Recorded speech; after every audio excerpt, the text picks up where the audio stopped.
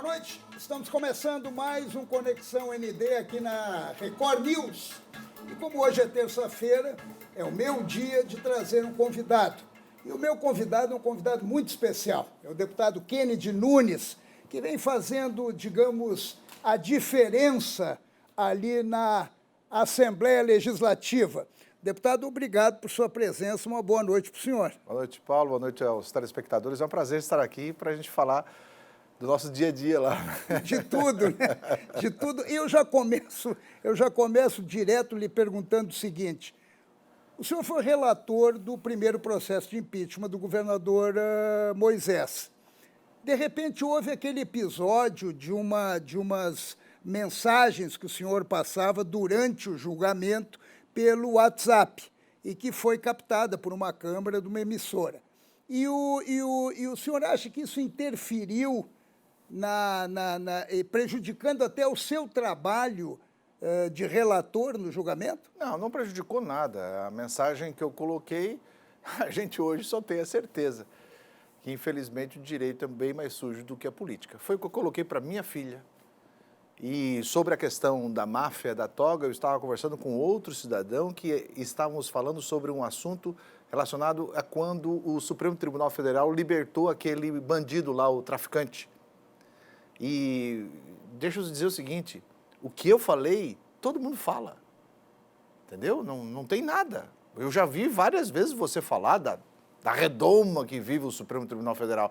E nós brasileiros, e muito mais eu, com a prerrogativa de parlamentar, posso ter a liberdade de falar. Por que eu vou ter medo de falar? O que nós estamos vendo aí na questão da nossa justiça? Que a justiça de Santa Catarina não quer tirar o Moisés, ponto.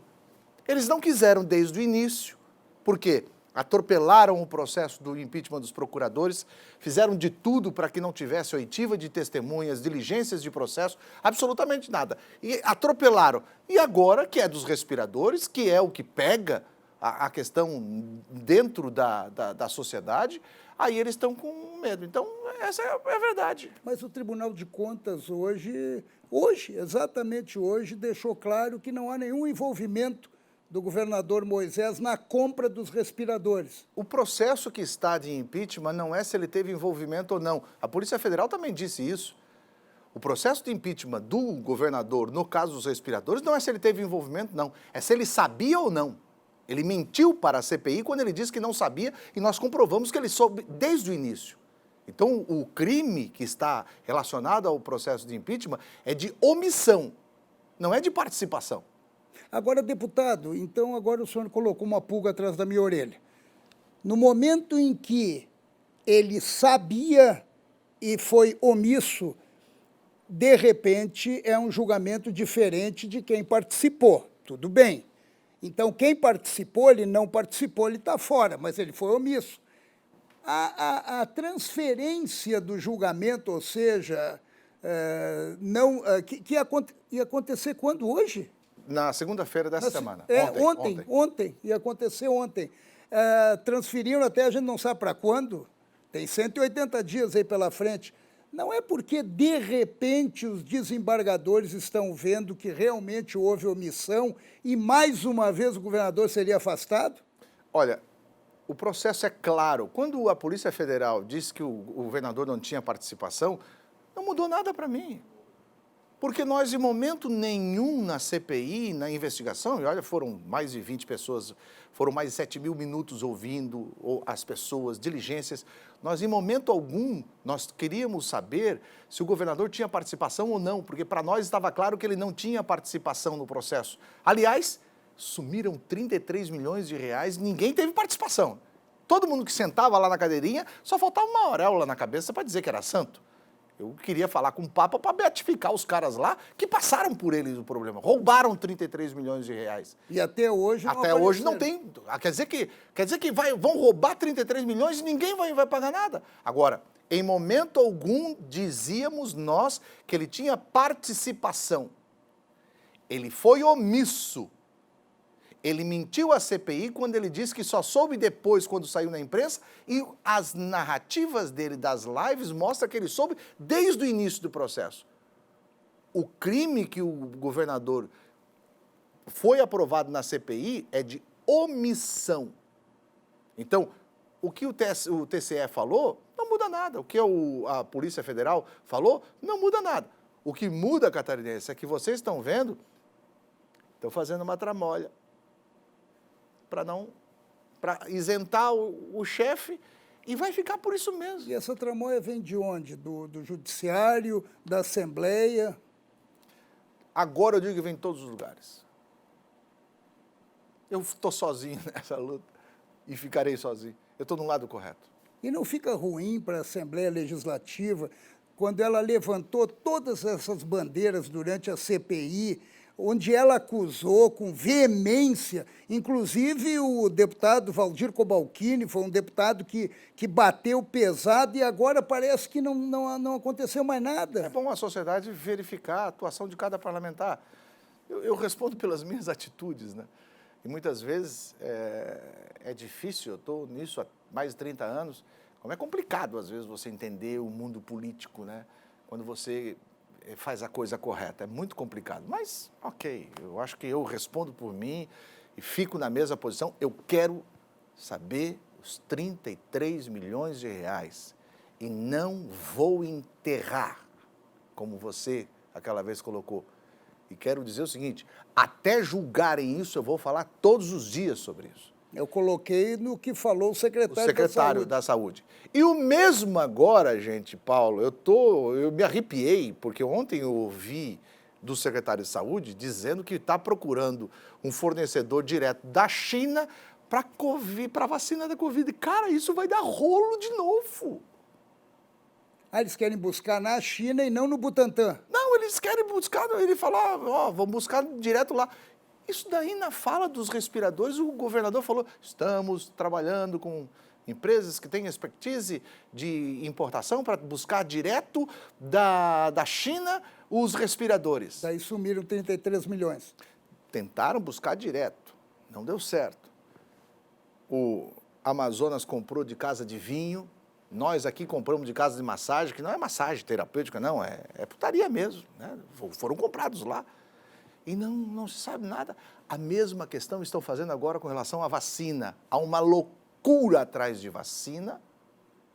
E hoje eu protocolei, junto ao Ministério Público e o Tribunal de Contas, um requerimento que esses dois órgãos façam uma comissão técnica para acompanhar, Paulo e telespectadores, o processo da escolha da vacina, a eficácia da vacina, o preço que vão fazer, o contrato com o fornecedor, o pagamento, o recebimento da vacina e a logística para chegar no braço do cidadão. Porque diz que tem uma que tem que ter menos 70 graus para... É a Pfizer. A Pfizer, menos 70 graus. Se for essa, escuta aqui, como é que vai chegar a menos 70 graus no braço do cidadão? Então isso tem que ser investigado, acompanhado, para e passo por esses dois órgãos, Ministério Público e Tribunal de Contas. Por quê? Porque esses dois órgãos foram chamados na questão dos respiradores depois de terem pago o recurso e não recebido os respiradores. Agora eu estou dizendo para o Ministério Público e Tribunal de Contas.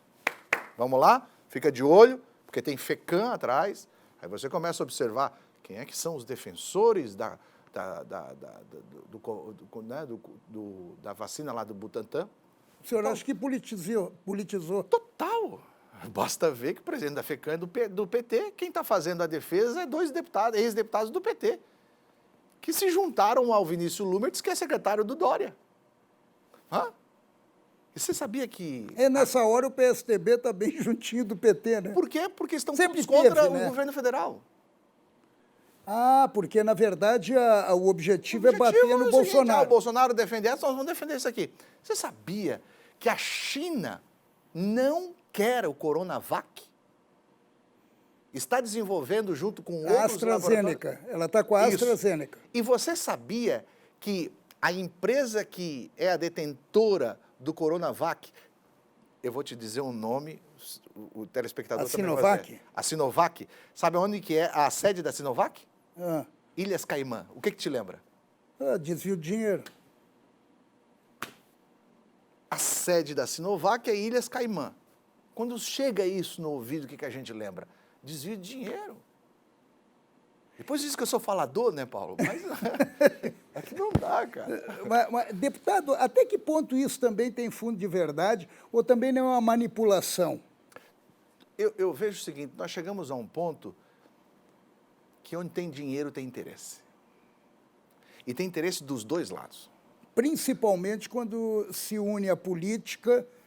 Principalmente quando existe estado de calamidade, pandemia, que foge da Lei 8666, da Lei de Licitações Públicas, com Fica dispensa, tudo aberto, né? fica tudo aberto, compra a preço que for e tal.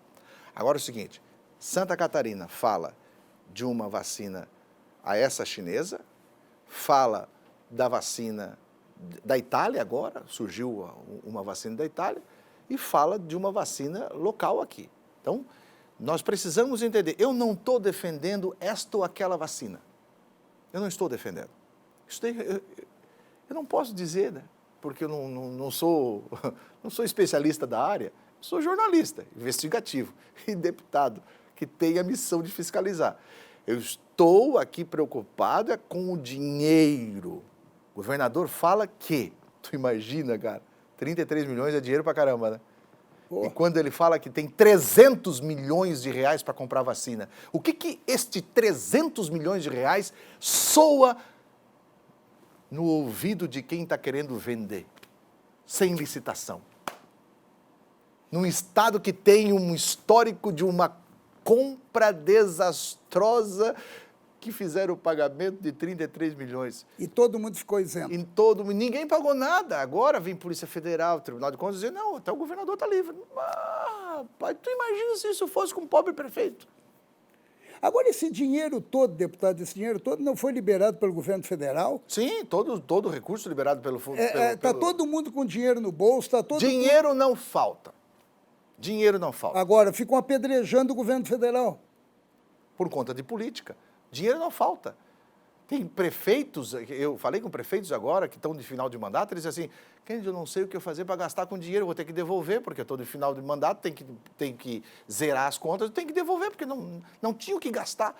Por isso que agora as prefeituras estão, não, eu vou comprar o Coronavida. Aí o prefeito fulano de tal diz eu tenho X milhões, o outro diz que eu tenho tal. E daí por quê? Eles estão querendo torrar o dinheiro. E é nisso que eu quero que o Ministério Público e o Tribunal de Contas fique atento. Porque aí vai ter rolo. O Tribunal de Contas da União, quando o STF tomou a decisão de transferir para prefeituras e para os governos do Estado o controle da pandemia, tirando do governo federal, também houve aí uma decisão política interesseira, o Tribunal de Contas da União deixou bem claro, abriram a porteira da corrupção. Hoje eu mandei a minha fala de hoje à tarde para um amigo que eu tenho, deves conhecer, o ministro Nardes, que é o ministro do Tribunal de Contas. Mandei para ele agora, e ele me respondeu isso daí, exatamente isso. Kennedy, falamos lá atrás, abriram a porteira. E ficou, e essa situação, e a Polícia Federal já localizou dinheiro muito além da cueca, né? Agora, assim, ó, deixa eu me dizer aqui. Vamos lá dos respiradores. Polícia Federal, o Supremo Tribunal de Justiça, o STJ, desencadeou, logo no momento que estava ali aquela força ali, desencadeou a operação no Pará, no Amazonas, no Rio de Janeiro. Acharam dinheiro em teto, lembra? Foram presos. O governador do Rio de Janeiro, afastado pelo STJ. Aí, eles sai de lá, busca a apreensão do governo do Estado, uns 5 meses depois. Por que não fizeram nos mesmos dias dos outros estados? Se o problema era o mesmo, compra de respiradores fraudulentas, com contratos e orçamentos fraudulentos. Mas o governador fala que sempre deixou a porta aberta para que eles investigassem. Se a porta estava aberta, por que depois de quase 5 meses aqui daí saiu coisa lá? Será que estavam tão preocupados com o outro? Então essas coisas todas faz a gente pensar. Então está cheio de alquimista por trás. É difícil, cara. Deputado, o senhor está satisfeito com o parlamento? Eu estou satisfeito com o parlamento. Até, afinal de contas, o parlamento esse ano foi o grande... o ano passado e este ano, nós fomos os grandes defensores da comunidade. Lembra quando o governador tirou os benefícios fiscais das empresas, estavam todos convalidados já no CONFAS, depois ele passou de 0 para 17 os inseticidas e fertilizantes, dizendo que tinha que tributar porque fertilizante é veneno, não quer dizer que se tributa não é veneno, você lembra? Então o parlamento trouxe, até porque nesse tempo em que o governo estava isolado, ele fez atitudes que o parlamento arrumou, e como ele não falava com ninguém, a sociedade vinha ao parlamento e o parlamento ditou as regras. O parlamento fez a investigação na questão da CPI, nós estamos lá. Agora, eu não posso aqui fazer uma avaliação desse cavalo de pau que foi feito, entendeu? Eu acho que cada um pode fazer. O que eu torço, eu vou dizer que eu torço, Paulo. Eu torço para que esse novo momento venha trazer benefício. Eu quero que tenha benefício, eu quero bem para Santa Catarina. Eu não sou contra esse negócio em que agora o governador está conversando com as bancadas, com o parlamento. Eu não sou contra isso daí, isso tem que existir, é preciso existir. O senhor está conversando? Não, eu não converso porque eu não preciso do parlamento. A minha conversa é com o cidadão. Aliás, não converso com o governo, minha conversa é com o cidadão. Eu sou a voz de quem não tem voz e a oportunidade de quem não tem oportunidade. Por isso me amam ou me odeiam. Né? Não tem meia volta, né, Paulo? Você que me conhece já há um bom tempo sabe que é assim, né? Deputado, eu vou fazer o seguinte, eu queria lhe perguntar agora, sair um pouquinho fora desse emaranhado aí de suspeições e problemas, eu queria lhe fazer uma pergunta em relação a um tema que o senhor abraçou. É um tema delicado, é um tema que aperta o coração, que é o suicídio, que é a automutilação. E eu queria saber do senhor como é que está esse trabalho, de que forma ele está sendo executado e que tipo de resultado está se obtendo. Só que eu vou lhe pedir para a gente dar uma paradinha. Nós vamos parar rapidamente, já voltamos e vamos conversar com o deputado Kennedy Nunes, que é o meu convidado de hoje no Conexão ND.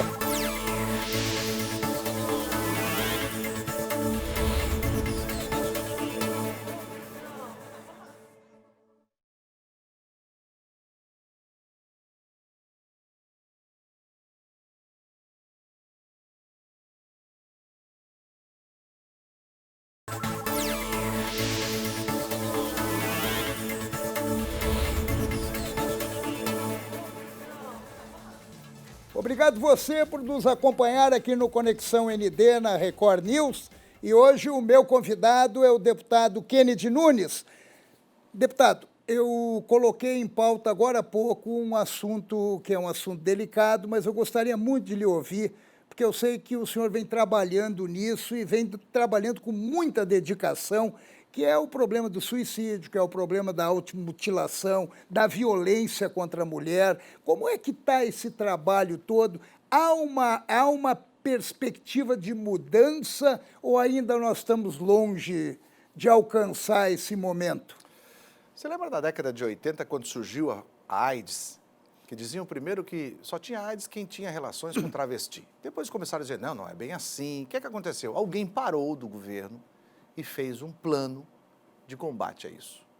Neste plano tinha informação, a questão dos coquetéis dos infectados, e fizeram um plano nacional de combate à AIDS, que até a distribuição de preservativo, que acontece hoje, faz parte daquele plano lá atrás.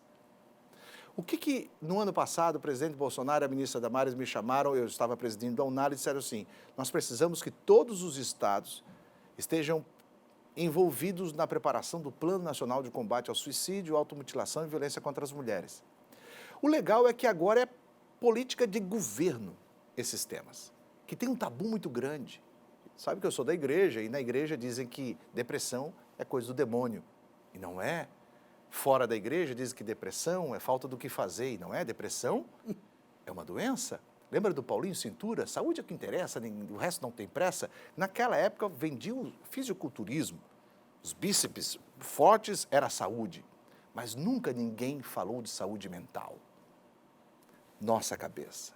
Se eu te digo para ti, Paulo, é o seguinte, procura um psiquiatra, o que você vai me dizer? Ah, eu não estou louco. É isso. É a reação que as pessoas têm. Então, houve um preconceito diante dos profissionais, o psicólogo e o psiquiatra que cuidam da nossa saúde mental, e a gente deixou de lado, a gente cuidou do coração, da veia entupida, de alimentação saudável, e a gente não cuidou da nossa saúde mental. Hoje, se estão faltando respiradores e vacina, a reverberação, a consequência dessa pandemia que estamos vivendo agora, será a falta de psicólogos e psiquiatras.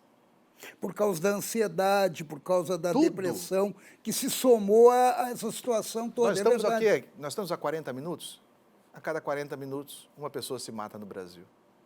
A cada 1h30 uma mulher é violentada nesse país. 16 milhões de adolescentes e crianças se cortam todos os dias. Isso que eu não consigo entender, meu Deus do céu. Grande parte das meninas que se cortam é que foram abusadas na infância.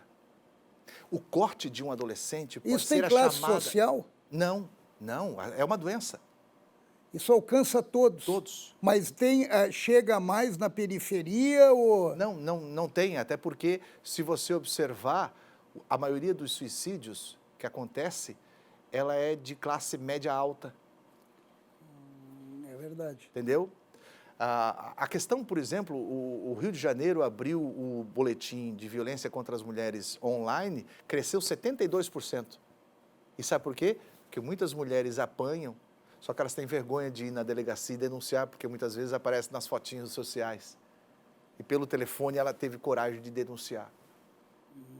É um negócio impressionante que, com a pandemia, quando teve o lockdown, aumentou o número de homens bebendo em casa, eles não bebiam mais no boteco, bebiam em casa, e aumentou 57% a violência contra as mulheres. Aumentou a pedofilia nesse processo, porque as escolas estavam fechadas e os pais deixavam criança. 87% da pedofilia entra pela porta da frente da casa. É pessoa amiga da família, é familiar. Deus me livre. E esse é um assunto, Paulo, que eu fico muito contente porque o ano passado a gente trabalhou junto com o Ministério da Justiça, Educação, Ministério da Segurança Pública, Ministério da Família, Ministério da Saúde, Conselho Nacional de Psiquiatria, Conselho Nacional de Psicologia, e esses órgãos nós trabalhamos e apresentamos ao presidente Bolsonaro o Plano Nacional de Combate ao Suicídio, Automutilação e Violência contra a Mulher. Como é que está isso? Está muito bom. Agora, por exemplo, já existe uma lei onde a pessoa que incentivar ou divulgar o suicídio ou automutilação agora é crime. Pela legislação brasileira é crime. Nós estamos quebrando tabus. É preciso Como assim divulgar e... por exemplo, é você se cortar e colocar na rede de internet. Porque eu estou estimulando Está aquilo. estimulando. E daí o que a gente percebe? Além da pessoa sofrer com isso, ela pode ser punida. Sim, exato. Ela Mas pode... ela não tem que ser assistida. Não, mas daí ela vai ser assistida a partir do momento que se pegam ela. Existem vários caminhos lá. Vão tratar ela, porque às vezes ela não está com a intenção de estimular. Mas nós queremos pegar quem faz isso com a intenção de estimular. Lembra o Baleia Azul?